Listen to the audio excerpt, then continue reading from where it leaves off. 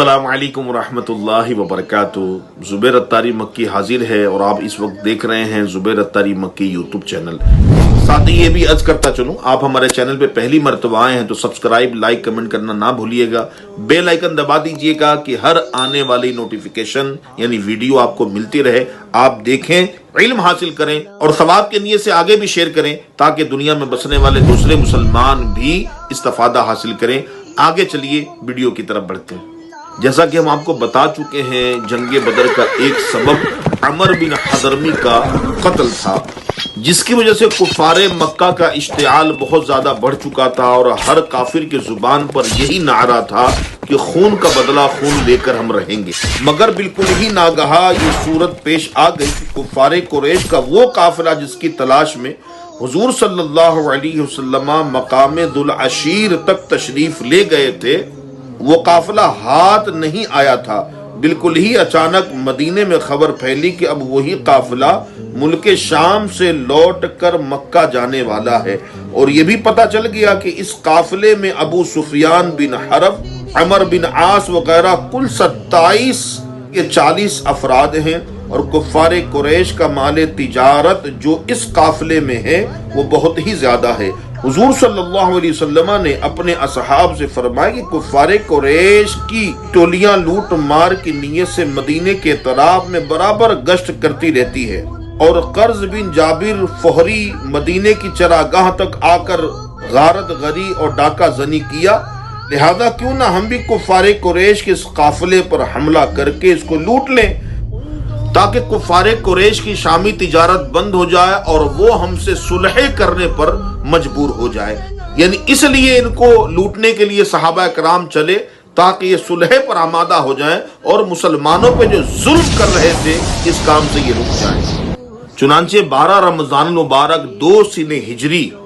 میں بڑی عجلت کے ساتھ صحابہ کرام رضی اللہ تعالی عنہم مدینے سے نکل پڑے، اور جو جس حال میں تھا اسی حالت میں سفر کرنا شروع کر دیا۔ اس لشکر میں حضور صلی اللہ علیہ وسلم کے ساتھ نہ تو زیادہ ہتھیار تھے اور نہ ہی فوجی راشن کی کوئی بڑی مقدار تھی، کیونکہ کسی کو گمان میں بھی نہ تھا کہ اس سفر میں کوئی بڑی جنگ ہوگی۔ مگر جب مکے میں یہ خبر پھیلی کہ مسلمان مسلح ہو کر کفار قریش کا قافلہ لوٹنے کے لیے مدینے سے چل پڑے ہیں تو مکے میں ایک جوش پھیل گیا، اور ایک دم کفار قریش کی فوج کا یہ نعرہ بلند ہوا کہ ہم مسلمانوں پر حملہ کرنے کے لیے تیار ہیں، ہم مسلمانوں پر حملہ کر کے ان کو تباہ کر دیں گے۔ جب حضور صلی اللہ تعالی علیہ وسلم کو یہ خبر ملی تو حضور صلی اللہ تعالی علیہ وسلم نے صحابہ کرام کو جمع کیا اور صاف صحابہ کرام سے حضور صلی اللہ علیہ وسلم نے فرما دیا ممکن ہے اس سفر میں کفار قریش کے قافلے سے ملاقات ہو جائے، اور یہ بھی ہو سکتا ہے کہ کفار مکہ کے لشکر سے جنگ کی نوبت آ جائے۔ ارشاد گرامی سن کر حضرت ابو بکر صدیق رضی اللہ تعالی عنہ اور سیدنا عمر فاروق اعظم رضی اللہ تعالی عنہ اور دیگر مہاجرین صحابہ کرام رضی اللہ تعالی عنہم بڑے ہی جوش و خروش کے ساتھ اظہار کیا، لیکن حضور صلی اللہ تعالی علیہ وسلم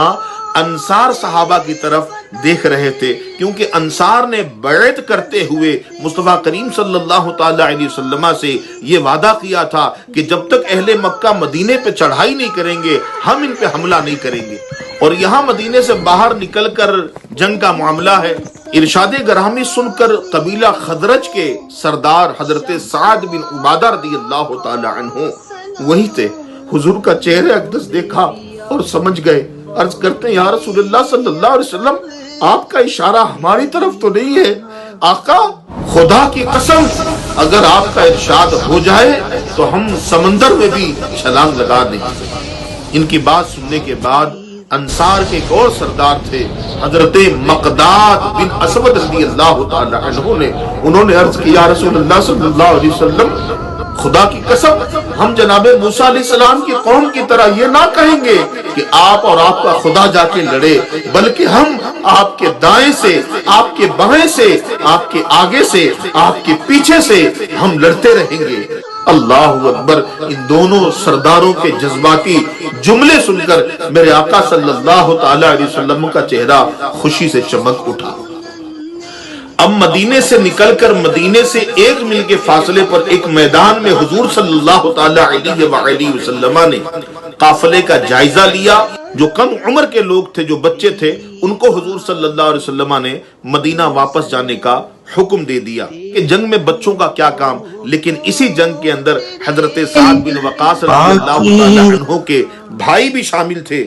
حضرت عمیر بن ابی وقاص رضی اللہ تعالی عنہ۔ جب ان سے واپس جانے کا کہا گیا تو وہ مچل گئے اور پھوٹ پھوٹ کر رونے لگے اور کسی طرح واپس جانے پر تیار نہ ہوئے۔ ان کی بے قراری اور گریہ وزاری کو دیکھ کر رحمت عالم صلی اللہ علیہ وسلم کا قلب ناز متاثر ہو گیا اور آپ صلی اللہ تعالی علیہ وسلم نے ان کو ساتھ چلنے کی اجازت دے دی۔ بس کیا تھا، حضرت سعد بن ابی وقاص رضی اللہ تعالی عنہ نے اس ننھے سپاہی کے گردن میں ایک چھوٹی سی تلوار لٹکا دی، جدھر سے کفار مکہ کی آنے کی خبر تھی۔ اب کل فوج کی تعداد 313، جن میں 60 مہاجرین اور باقی انصار تھے۔ منزل با منزل سفر طے کرتے ہوئے جب مقام صفرا میں یہ قافلہ پہنچا تو پیارے آقا صلی اللہ علیہ وسلم نے وہاں قیام فرمایا دیگر صحابہ کے ساتھ، اور 2 صحابی رسول کو حضور صلی اللہ علیہ وسلم نے بدر کی طرف روانہ فرمایا کہ اہل مکہ کے حوالے سے یہ خبر لے کر آئے۔ آئیے چلیے ہم دیکھتے ہیں کہ سفر بدر میں حضور صلی اللہ علیہ وسلم کا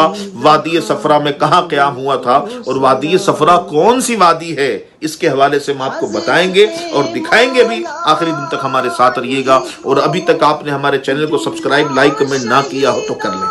لیکن بڑے ہی معذرت کے ساتھ عرض کر رہا ہوں کہ اس ویڈیو میں گنجائش نہیں ہے۔ وادی صفرا میں آپ دیکھیں گے حضور صلی اللہ علیہ وسلم کے چچا کے بیٹے حضرت عبیدہ بن حارث رضی اللہ تعالی عنہ کا مزار شریف، بیر شفا کا کنواں اور اس مقدس وادی کی زیارت اگلی ویڈیو میں آپ کو دکھائیں گے۔ دعاؤں میں یاد رکھیے گا، ثواب کی نیت سے ویڈیو کو خوب شیئر کریں۔ السلام علیکم ورحمۃ اللہ وبرکاتہ۔ سلام بیا بانے عرب، تیری بہاروں کو سلام، تیرے پھولوں کو تیرے پاکیزہ خاروں